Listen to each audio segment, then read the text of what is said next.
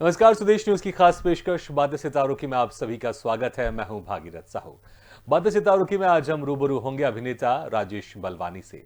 राजेश बलवानी का जन्म मुंबई में हुआ। एमबीए की पढ़ाई की, फिर 1 साल नौकरी भी की। इसके बाद रंगमंच ज्वाइन किया और कई नाटकों में अभिनय किया। फिर एड फिल्म से कैमरा एक्टिंग की शुरुआत की। इसमें राजेश ने किशोर कुमार की भूमिका निभाई थी। राजेश ने इंग्लिश लैंग्वेज फिल्म -1 में मुख्य भूमिका निभाई है, तो international film Curse of King Tut's Tomb में अहम भूमिका निभाई है। राजेश ने फिल्म स्वदेश में शाहरुख खान के साथ अभिनय किया, तो फिल्म गुंजन सक्सेना में जाह्नवी कपूर के साथ एक्टिंग की है। Film bluff master, home delivery, no problem, calling mister जो भी करवा लो और खजूर पे अटके में भी अहम भूमिका निभाई है। तो वेब सीरीज हंकार में लीड रोल में एक्टिंग की है। राजेश बलवानी ने फिल्मों और वेब सीरीज के साथ टीवी सीरियल बनू में तेरी दुल्हन, जीजी मां, लो हो गई पूजा, इस घर की, the great Indian comedy show में भी अदाकारी की है। राजेश ने 500 से ज्यादा एड फिल्मों में एक्टिंग की है, जिसमें सिस्का एलईडी में इरफान खान के साथ, कल्याण ज्वेलर्स, डॉक्टर फिक्सिट और केबीसी के प्रोमो में अमिताभ बच्चन के साथ अभिनय किया है। राजेश को international short film festival Boston में शॉर्ट फिल्म बगीरा के लिए बेस्ट एक्टर अवार्ड और लव स्टोरी के लिए सपोर्टिंग एक्टर का अवार्ड मिला है। तो आज हम इनसे रूबरू होंगे और जानेंगे इनके अभिनय के सफर के बारे में। और इस वक्त हमारे साथ सीधे जुड़ गए हैं अभिनेता राजेश बलवानी जी। राजेश जी, आपका बहुत बहुत स्वागत है स्वदेश न्यूज की खास पेशकश बातें सितारों की में। नमस्कार। राजेश जी, बहुत सारे आपने जी कुछ कह रहे थे, आप एक कीजिए। सेकंड, आपने जो इतना बढ़िया इंट्रोडक्शन दिया है मेरा, उसके लिए सबसे पहले धन्यवाद। बहुत ही बढ़िया इंट्रोडक्शन, और कुछ काम तो मैं खुद ही भूल गया था, आपने याद दिलाने कि कौन से मैंने किए। Thank you so much. Rajesh ji, इतना सारा काम है कि मैं उस इंट्रोडक्शन में शामिल नहीं कर पाया, क्योंकि 500 से ज्यादा एड फिल्म, कई बड़े स्टार के साथ काम, टीवी सीरियल से वेब सीरीज, इतने सारे काम मैं खुद उसमें शामिल नहीं कर पाया, क्योंकि नहीं तो फिर लिस्ट बहुत लंबी हो जाती, मुझे आधे घंटे लग जाते हैं आपके एक काम बताने में। इसलिए बातचीत का सिलसिला शुरू करते हैं। राजेश जी, आपने एमबीए किया है, आपने 1 साल नौकरी भी किया आपने, तो आखिर कब आपको ये लगा था कि आपको एक्टर बनना है? एक्चुअली बीच में एक ऐसा हुआ कि मैंने एमबीए जरूर किया और मैंने 1 साल नौकरी भी की। मेरा पूरा आइडिया ये था कि मैं नौकरी ही करूंगा, कॉर्पोरेट वर्ल्ड में ही जाऊंगा जी। लेकिन 1 साल बाद मैं एक्चुअली वो जॉब छोड़कर मैंने एक्चुअली अपने डैड का बिजनेस ज्वाइन किया। हम्म। तो my father was running computer classes and typing classes at that time. बहुत पैसा था उसमें सर, बहुत ही ज्यादा पैसा था जी। जैसे ब्रीफ मेंशन, हम लोग एक सिंधी बिजनेस फैमिली से हैं। मेरे फादर अनडिवाइडेड पाकिस्तान जो होता है, जी। Sorry undivided India, completely wrong, undivided India, क्योंकि मैं उसको पाकिस्तान नहीं करूंगा, तब इंडिया ही था। तो अनडिवाइडेड इंडिया से मेरे फादर वहां से मुंबई आए और उन्होंने पूरी अपनी जर्नी शुरू की जी। और उनका ये बिजनेस सेटअप था। लेकिन जब मैंने वो बिजनेस किया, मुझे लगा कि मैं इस बिजनेस में क्या कर रहा हूँ, क्योंकि पैसा तो था लेकिन मन बिल्कुल नहीं था। तो मतलब वैसे तो मैं किस्मत पे विश्वास नहीं करता हूँ, लेकिन उस साल एक जो थिएटर ग्रुप का एक थिएटर वर्कशॉप हो रहा था बांद्रा में ही। मैं बांद्रा में रहता हूँ, जो लोग मुंबई से वाकिफ हैं, मतलब मेरे घर से करीबन 5 मिनट दूर। और मैंने वो वर्कशॉप ज्वाइन किया और उस वर्कशॉप में दिग्गज लोग थे। दिग्गज मतलब दिग्गज, आलिक पदमसी साहब थे, अनु कपूर साहब आए थे, आशीष विद्यार्थी जी आए थे। और मुझे लगा यार ये क्या है। उससे पहले मेरा थिएटर से, नाटक से कोई परिचय नहीं था। हाँ। तो सडनली मेरा ये हुआ कि यार ये तो बहुत ही बेहतरीन दुनिया है। और सच बात बताऊं आपको कि मैं हिंदी बोलता ही नहीं था, मतलब मुझे हिंदी पता थी जी। लेकिन मैं इंग्लिश मीडियम से पढ़ा हूँ, और अब मैं जो हिंदी बोल रहा हूँ मैं तब कभी नहीं बोल पाता। So I would always switch over to English if I wanted to talk something, you know. अगर कोई पॉइंट मुझे कम्युनिकेट करना है तो मैं अंग्रेजी में ही बोलता जी। और सबसे बड़ी बात ये थी कि वहां पे एक शख्स थे, द्वारका प्रसाद जी, जो पंडवानी कर रहे थे। जिनको आपको तो पता होगा लेकिन कई लोगों को नहीं पता होगा, Pandavani is an art form जहाँ पे एक आदमी महाभारत का एक हिस्सा नरेट करता है ना। वो भीम का वो गधा बना देता है, उस सितारे को वो धनुष बना देता है जी। बिल्कुल, कई लोगों ने ये क्या तीजन है बाई यार? को देखा होगा इस फॉर्मेट में, क्योंकि जब वो पंडवानी हाँ, करती थी तो बड़ा ही जबरदस्त रहता था। जी। जबरदस्त जबरदस्त। तो मेरा ये था कि यार ये क्या है। और उसके बाद जब वो वर्कशॉप खत्म हुआ, वहाँ के एक सीनियर साहब हैं असलम परवेज साहब, उन्होंने मुझसे पूछा कि आप ज्वाइन करना चाहेंगे ग्रुप। तो मैंने तुरंत हाँ कह दिया। और वहां से मेरी जर्नी शुरू हुई। 5 साल हिंदी थिएटर किया करीबन, जी। फिर काम ढूंढना शुरू किया। बस वही थी मेरी जर्नी। बिल्कुल। अच्छा, जो कुछ कलाकार हमारे साथ, इसके पहले भी बहुत सारे कलाकार जुड़े हैं, मैं उनसे अक्सर ही सवाल करता हूं कि जब मुंबई हाँ जाते हैं तो फिर मुंबई में स्ट्रगल कैसा रहता है, लेकिन आप तो, आपका जन्म तो मुंबई में हुआ, तो हाँ, आपका सही बात स्ट्रगल है। किस तरह का था? क्योंकि रहने खाने पीने की समस्या तो हाँ आपको होगी नहीं, आप अच्छी फैमिली से हाँ, बिलोंग करेक्ट। करते हैं, बिजनेस फैमिली से बिलोंग करते हैं, तो ये जो अक्सर हाँ कलाकारों के साथ जो समस्या होती है रहने की, खाने की हाँ और जगह को हाँ पहचानने की, उनके लिए मुंबई हाँ। नया रहता है। तो आप मुंबई में, आपका जन्म हुआ, तो आपकी स्ट्रगल लाइफ कैसी रही शुरुआत में? तो एक तो पहले तो मैं आपको सच बात बताऊं कि मुझे ना कभी भी ये स्ट्रगल लाइफ नहीं लगी। नहीं, इसीलिए नहीं कि मुझे काम बहुत आसानी से मिल गया। जी। मुझे स्ट्रगल लाइफ इसलिए नहीं लगी कि उसके पहले ना मैं मार्केट रिसर्च करता था। हाँ। तो मैं डोर टू डोर जाके नॉक करता था कि सर मुझे ना रिसर्च करना है, एक आप बताइए ना, ये रिसर्च फॉर्म फिल करना है। जी। वो सेल्समैन से भी ज्यादा टफ है, हाँ। क्योंकि सेल्समैन में तो आप फिर भी एक प्रोडक्ट बेचते हो ना, उस बंदे को चाहिए होगा। जी। ये तो बंदा फ्री में आपको समय दे रहा है। हाँ। और मतलब मैं एक दिन में 20, 25, 30 ऑफिस जाता था। हाँ। तो मुझे ना कभी ये परेशानी नहीं हुई कि मैं ऑडिशन दे रहा हूँ यार। हाँ। मेरे को ना मतलब यहाँ से वहां जाना है ऑडिशन देने के लिए। अच्छा, मैं आपको सच बात बताऊं, मैं इतना स्पॉइल्ड था कि मैं बांद्रा के बाहर बहुत कम जगह देखी है मैंने। अच्छा। मतलब मुझे पता ही नहीं था कि फिल्म सिटी गोरेगांव में है। मुझे अंधेरी में मतलब फिल्म इंडस्ट्री ज्वाइन करने से पहले अंधेरी में शायद मतलब 1 साल में 2 बार गया हूँगा किसी चीज के लिए ऐसे। तो मेरे लिए ना बिल्कुल नया था। अच्छा। लेकिन इसमें 2 चीजें हैं। मैं हमेशा ये बात मानता हूँ ना, जो लोग बाहर से आते हैं ना, उनके अंदर एक अलग ही जज्बा होता है। तो उनके पास पैसे नहीं होंगे, उनके पास रहने को घर नहीं होंगे, लेकिन वो जो कामयाबी का जज्बा है ना, उनमें बहुत ज्यादा होता है। और मैंने कई ऐसे एक्टर्स को देखा है जो मुंबई के हैं, यहाँ रहते हैं, लेकिन उनके अंदर वो जज्बा नहीं है। मेरे अंदर शायद इसीलिए था क्योंकि मैंने अपने पिताजी को स्ट्रगल करते हुए देखा था। तो मेरा ये था कि अगर मेरे पिताजी मतलब वहां से आकर बॉर्डर पार बिल्कुल, करके वाकई हिंदुस्तान मतलब में ये तो आकर, मैं इसको बहुत बड़ा स्ट्रगल मानूंगा कि बिल्कुल एक अब देश को छोड़कर है और करेक्ट उसी देश के दूसरे हिस्से में जाना, और जिस करेक्ट जगह हम रहते हैं उस जगह हम दोबारा वापस नहीं जा सकते, और फिर करेक्ट दूसरी जगह जाके, नई जगह जाके अपनी एक पहचान बनाना, अपना बिजनेस शुरू करना, तमाम चीजों की जो परेशानी होती है उससे जूझते हुए अपने एक मुकाम हासिल करना, करेक्ट। तो वाकई बहुत बड़ा स्ट्रगल है। या तो उसके मुकाबले मेरा तो स्ट्रगल इतना कुछ है ही नहीं। तो अगर मैं कामयाब नहीं होता तो मैं अपने फादर को क्या मुंह दिखाता जी। कि यार भैया हम तो चले बड़े एक्टर, लेकिन हम कामयाब नहीं हो पाए। और मेरी डेफिनेशन में कामयाबी ये नहीं कि आप एक स्टार बन जाएं, आपकी 50 पिक्चरें आ जाए। मेरी डेफिनेशन में कामयाबी हमेशा ये है, और मैं काफी एक्टर्स को भी कहता हूँ हाँ। कि आप इतना पैसा कमा ले कि आपका बच्चा एक अच्छे से स्कूल में जा सके, आपका एक ठीक ठाक घर बन जाए, आप साल में एक बार छुट्टी मनाने जाए अपने परिवार के साथ, चाहे वो देश में ही हो, यू नो, कि आपके फैमिली लाइफ वो अच्छी हो। बाकी ये कि वो देखिए कितना कामयाब है और ये देखिए कितना कामयाब है और हम कितने कामयाब है, इसका तो कोई अंत ही नहीं है। बिल्कुल सही कहा आपने, बिल्कुल सही कहा कि जब तक हम इस दुनिया में हैं, हमारे परिवार के साथ हम उनको वक्त दें। हम जो काम कर रहे हैं, नौकरी कर रहे हैं या कोई भी काम कर रहे हैं, हम पैसा अर्निंग कर रहे हैं, उसका इस्तेमाल तो करें, उसका हम अच्छे चीजों में इस्तेमाल करें, परिवार के साथ हम घूमें फिरें, खुशियां मनाएं, यही मुझे लगता है बेहतर जिंदगी होती है। अच्छा राजेश जी, जब जो पहला आपका ब्रेक था, भले आप मुंबई में रहते थे, जो पहला आपका ब्रेक था वो आपको कैसे मिला और कौन सा क्या काम था आपका पहला? तो सबसे पहला जो मेरा काम था वो एक एड फिल्म था। मैं जैसे इन दिनों में तो हम फोटोग्राफ ड्रॉप करते थे जी। तो मैंने काफी फोटोग्राफ्स निकाले थे अलग अलग गेटअप में। अच्छा, मैं मतलब मुझे ये लगता है, शायद मैं गलत भी होऊंगा, लेकिन मैं पहला एक्टर था जो अलग अलग गेटअप में फोटोग्राफ्स निकालता था। अच्छा। जैसे एक मुस्लिम गेटअप में, एक सेठी गेटअप में, एक इस गेटअप में, क्योंकि एक तो मेरा चेहरा इस तरह का है कि अलग अलग दिखता है अलग अलग गेटअप्स में जी। और दूसरा मुझे हमेशा ये लगा ना कि जो कास्टिंग वाला बंदा है उसको कितनी आसानी होगी अगर मैं बोलूं देखो यार सरदार में मैं ऐसा दिखता हूँ। जैसे एक प्ले था दूरबीन, उसमें मैंने सरदार का रोल प्ले किया था, उसके स्टिल्स मैंने अपने लिए ले लिए थे।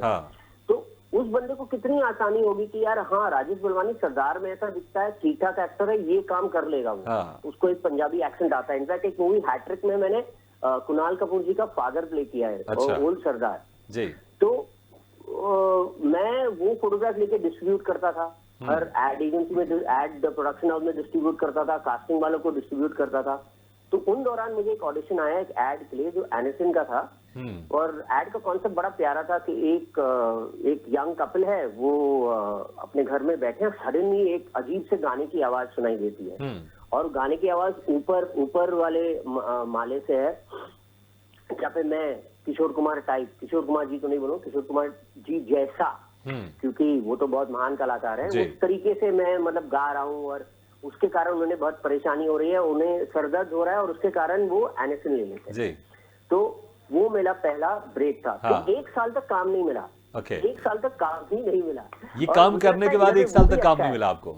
नहीं, वो मुझे लगता है वो भी अच्छा है, क्योंकि मुझे पता चला कि भैया इतनी आसानी से काम नहीं मिलेगा। हाँ। और उसके बाद फिर मुझे, जहां तक मुझे याद है, मुझे डीडी सीजन मिला था सत्या, और फिर धीरे धीरे छोटे छोटे काम मिलने लगे, एपिसोडिक भी काम मिलने लगा।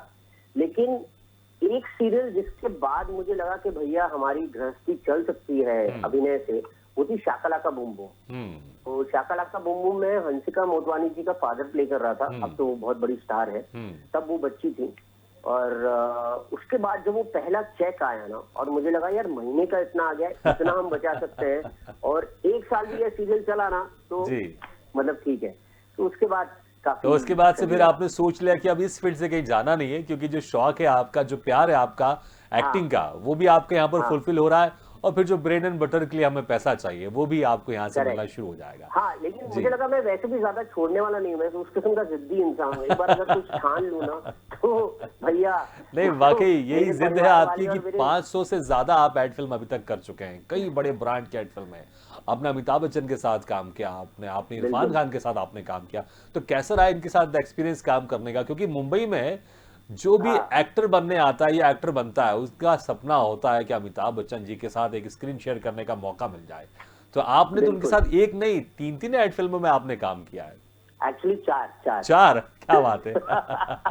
एक रह गया, कोई बात नहीं। तो मेरे कहने का मतलब, एक्चुअली आप बिल्कुल सही कह रहे हैं, क्योंकि हर एक अभिनेता जो आता है या अभिनेता बनने आता है, उसके दिमाग में एक अभिनेता ऐसा होता है कि उनके साथ तो काम करने का ही है। और अमिताभ बच्चन जी तो मतलब 99% तो लोग यही बोलेंगे, मतलब even someone like Mr. Shahrukh Khan will always think that, you know। तो मेरे मन में भी वही था। इनफैक्ट ऑनेस्टली स्पीकिंग, मेरे मन में 2 लोग थे, एक अमरीश पुरी जी थे, एक अमिताभ बच्चन जी थे, और हाँ तीसरे भी थे, ऋषि कपूर जी। यू नो, ये 3 लोग थे जिनके साथ मैं काम करना चाहता था। अनफॉर्चुनेटली अमरीश पुरी जी और ऋषि कपूर जी इस दुनिया में नहीं, और मैं उनके साथ काम नहीं कर पाया, ये मेरा दुर्भाग्य है, गॉड ब्लेस देयर सोल्स। लेकिन अमिताभ जी के साथ मतलब मैंने, इनफैक्ट आपको पता है, मैंने बहुत ऑडिशन दिए थे, एड्स के भी, फिल्मों के भी, और ऐसा होते होते रह जाता था, यू नो, होते होते रह जाता था, और मुझे बड़ा डिसअपॉइंटमेंट होता था। मैं नॉर्मली बहुत कम होता हूँ कि यार काम नहीं मिला, ठीक है यार कुछ और मिल जाएगा, यू नो अपनी मेहनत पे भरोसा रखो।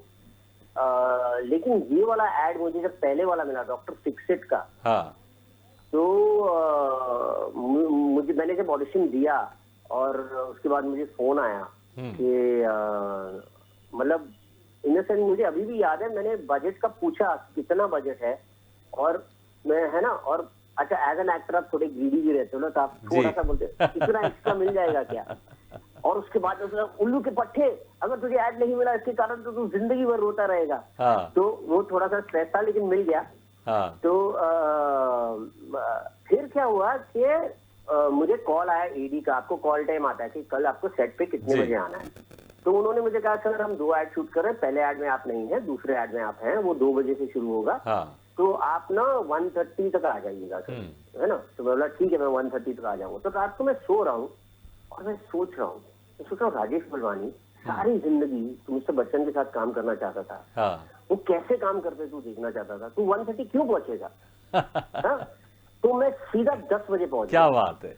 हाँ, और मतलब मैं एक्चुअली 10 बजे भी इसलिए पहुंचा क्योंकि मुझे तो एक्चुअली 9 बजे पहुंचना था, लेकिन रात में उनके बारे में सोच के इतना एक्साइटमेंट था, 1 घंटे आप लेट हो गए, बहुत देर लग गई। हाँ, तो मैं सुबह उठा, फटाफट रेडी होके सीधा पहुंच गया सेट पे। तो जो एडी होके थे, सर आपका तो अगला ये है ना शॉट है, हाँ। आई मीन अगला एड है। मैंने कहा नहीं मैं तो अपने आप आया हूँ, अब मैं बैठा हूँ। हाँ मैं बैठा हूँ, और डायरेक्टर साहब ऐसे बैठे हैं, तो मैं पीछे दूर से बैठा हूँ, मॉनिटर देख रहा हूँ। बच्चन साहब टेक दे रहे हैं, बच्चन साहब लाइंस कर रहे हैं, लाइंस कर रहे हैं, लाइंस कर रहे हैं, लाइंस कर रहे हैं। डायरेक्टर अगर आके इनको कुछ बोले तो बोले अच्छा सर आपको कैसे चाहिए। अगर उन्हें लगे बोले मैं इसकी जगह ये कर लूं, ये कर लूं, सिर्फ इसलिए, जैसे मुझे याद है एक कुछ हल्का सा गिरने का मोशन था, तो उन्होंने कहा देखो यार इस उम्र में मैं उस तरीके से गिर नहीं पाऊंगा, but can I do this, it will give you the same feel. तो obviously the director said okay.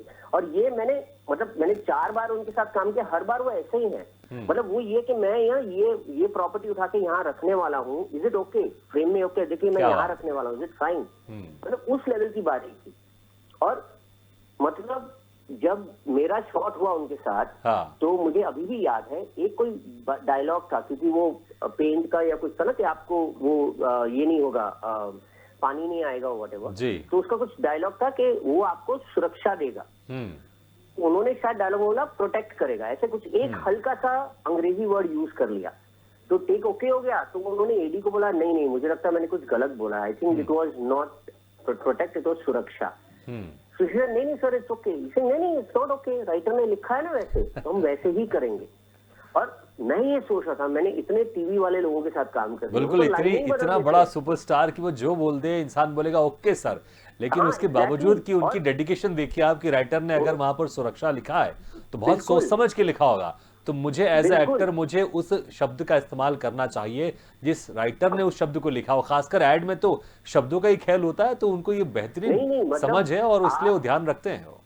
बिल्कुल। और आप सोचिए कि मैं कितने ऑडिशंस में जाता हूँ और मैं कई यंग एक्टर्स को देखता हूँ जो ऑडिशन दे रहे हैं, और कई बार ऐसा होता है कि वो गलत शब्द बोल देते हैं टेक में, ऑडिशन टेक में, मैं उस टेक में नहीं बोल रहा हूँ, ऑडिशन टेक में जी। और मुझे लगता है कि जो बंदा ऑडिशन देख रहा होगा, जिसको शब्द पता है, उसको तो शब्द पता है ना, उसको अगर कैच भी नहीं करेगा ना, कुछ अखड़ेगा कि ये कुछ गलत बोल गया है। बिल्कुल आपका सबकॉन्शियस माइंड बोलता है ना जी, ये तो होता ही है ना। जैसे बिल्कुल राजेश जी, बहुत सारे आपके काम हैं, तो मैं दूसरे काम की तरफ भी जाना चाहूंगा। जो इरफान खान जी के साथ आपने काम किया, सिस्का एलईडी के ऐड में आपने काम किया, हालांकि उसके पहले एक लाइन जरूर बोलना चाहूंगा कि डॉक्टर फिक्सिट में जो आपने काम किया, आप ऐसे फिक्स हो गए अमिताभ जी के साथ कि इसके बाद आपने 3 और ऐड किए उनके साथ आपने, और वो भी आपका जबरदस्त रहा होगा, जो आपका सपना होगा कि एक बार उनके साथ काम करना, बल्कि आप 4 बार उनके साथ आप काम कर चुके हैं, और ये आपके डेडिकेशन और ये आपकी मेहनत है, इसलिए आपको उनके साथ काम करने का मौका मिला है।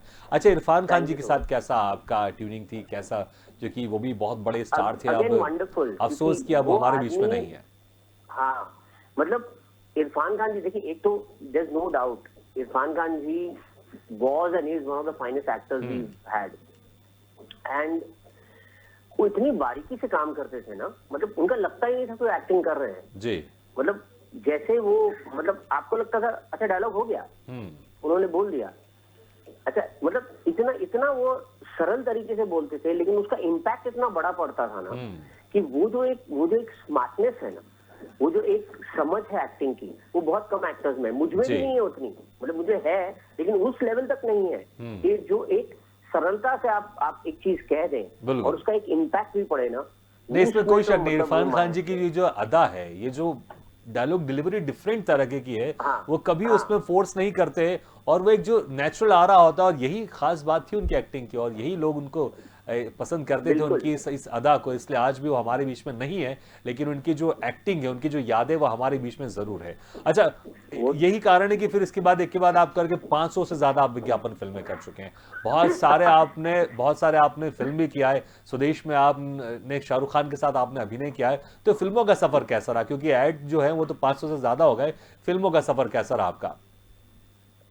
मेरी सबसे, मतलब जो पहली बड़ी फिल्म थी वो स्वदेश ही थी, यू नो, और उसमें मैं बहुत बड़ा मतलब कंट्रीब्यूशन कहना चाहूंगा आशुतोष द्वारिका जी का जी, क्योंकि मुझे अभी भी याद है जिस तरीके से उन्होंने मुझे ट्रीट किया, क्योंकि मैं उसके बाद भी मैंने काफी फिल्में की हैं, लेकिन मुझे कभी भी ऐसा नहीं लगा कि एज एन एक्टर मैं शाहरुख खान साहब से कम हूँ, मतलब as an importance of an actor, कि भैया ये सीन में राजेश बलवानी जी हैं, शाहरुख खान साहब हैं।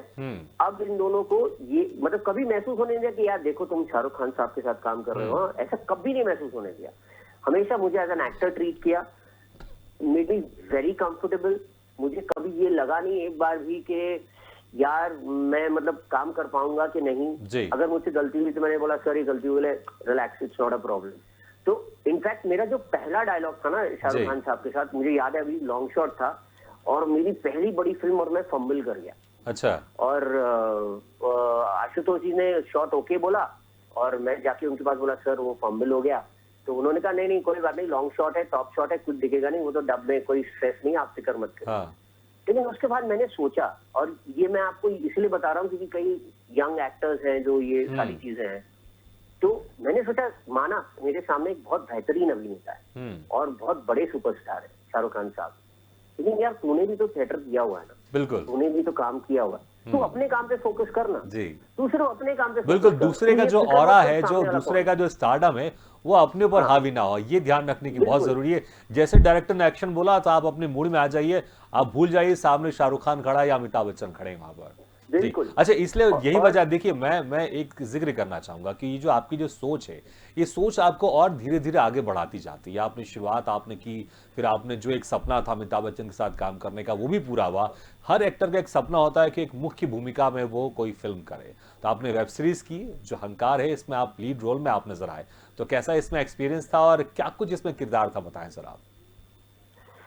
देखिए जो हंकार है ना वो बहुत ही इंटरेस्टिंग एक्सपीरियंस था। मैं इसीलिए कह रहा हूँ कि हंकार में जो मेरे सारे लोग इन्वॉल्व है, सारे जैसे योगी चोपड़ा जी हैं जी, रवि अय्यर जी हैं, संजय भाटिया जी हैं, अब ये बहुत ही बढ़िया दोस्त बन चुके हैं। और ये इन द सेंस मैं उन्हें मिला था जब हम शॉर्ट फिल्म्स करते थे साथ में। तो हुआ ये कि योगी चोपड़ा जी आए और उन्होंने बोला मैं ना एक वेब सीरीज कर रहा हूँ हंकार, उसमें एक रोल है, आप करेंगे क्या? तो मैंने जब कॉन्सेप्ट सुना मैंने बोला जरूर करूंगा। तो उन्होंने कहा कि हम लोग एक काम करते हैं, हम लोग फर्स्ट एपिसोड शूट कर लेते हैं जी, है ना, क्योंकि हमारे पास उतने पैसे नहीं कि हम सब शूट कर सकें, तो हम फर्स्ट एपिसोड शूट कर सकते हैं। तो इनफैक्ट उस दौरान हम लोग काफी मिलते थे सब, जिनके भी नाम मैंने लिए हैं, और अन्य कलाकार भी, जेम्स भी हैं जैसे, उसमें प्रमोद भी है जैसे जी। तो हमारा ये था कि यार पहला एपिसोड बन जाए कम से कम, और आप मानेंगे नहीं, हम में से किसी ने पैसे नहीं लिए उसके। अच्छा, सिर्फ इसलिए कि हमें बनाना है, हमें बनाना है। फिर एक बार पहला एपिसोड बन गया, उसके बाद वो थोड़ा बिका, फिर पैसे मिले, फिर हमने पूरा बनाया।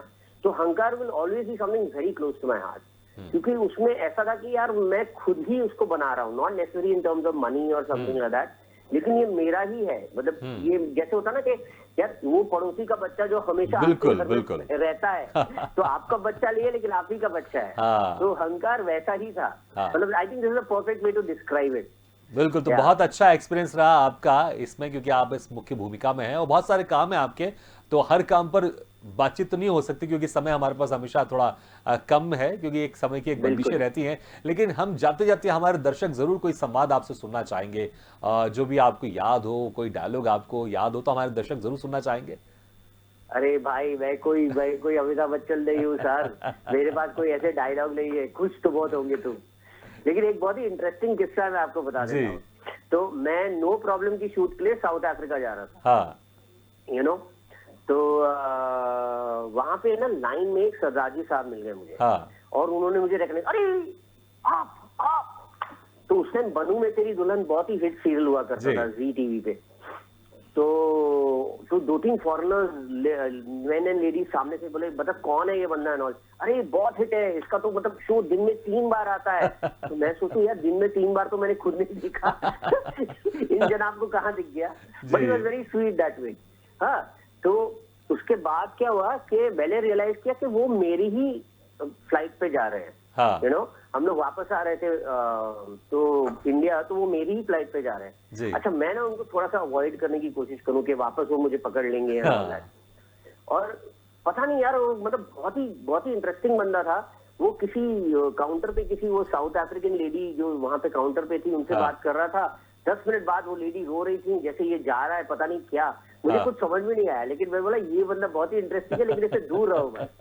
तो हम प्लेन में बैठ गए, तो प्लेन में तो मुझे दिखा नहीं। फिर वो जो एक बाथरूम की लाइन लगती है ना, तो जी। थोड़ा टाइम बाद हम भी गए भाई, तो वहां पे वो मिल गए हैं। हाँ। अब वो वेट कर रहे हैं, अब मैं लाइन भी ना तोड़ सकूं क्योंकि जी। मुझे भी जाना है। अरे फिर किसी और बंदे को बोला, अरे आप जानते हैं कौन है, मतलब इतने बड़े स्टार हैं इंडिया में, बनू तो मैं मुझे तेरी लगता है कि दुल्हन बड़ा में। अच्छा एक्सपीरियंस ये रहा होगा, क्योंकि कोई ऐसा फैन आपको हाँ। ऐसे पहचानता है और इतना एक्साइटेड होता है आपको देखकर, तो खुशी होती है, इसमें कोई बिल्कुल। शक नहीं है। जी, हमें भी तो बहुत मैंने खुशी उसे हुई यही आपसे कहा। बातचीत करके राजेश जी। समय कम है, नहीं तो हाँ, हम आपसे और चर्चा करते हैं। थैंक यू वेरी मच, बहुत बहुत बिल्कुल। शुक्रिया, समय निकालकर आपका आपने भी हमारे इस बहुत प्रोग्राम में बहुत शिरकत की। धन्यवाद कि आपने मुझे बुलाया। It was very sweet of you, very kind of you, and just because it's a public platform, I just want to say कि I just want to give my श्रद्धांजलि टू लता जी, जी। क्योंकि उन्होंने बहुत लोगों के लाइव्स को अफेक्ट किया है। बट क्योंकि ये पब्लिक प्लेटफॉर्म है, हम लोग तो सोशल मीडिया पे बोलते ही जी। हैं, but for me this was very important to say this. Thank you so much. बिल्कुल, thank you very much once again. तो बातें सितारों की में आज हम रूबरू हुए अभिनेता राजेश बलवानी से। अगले बार हम फिर किसी शख्सियत से मुलाकात करेंगे, तब तक के लिए दीजिए इजाजत। लेकिन खबरों का सिलसिला लगातार जारी, आप देखते रहिए स्वदेश न्यूज, सबसे पहले देश।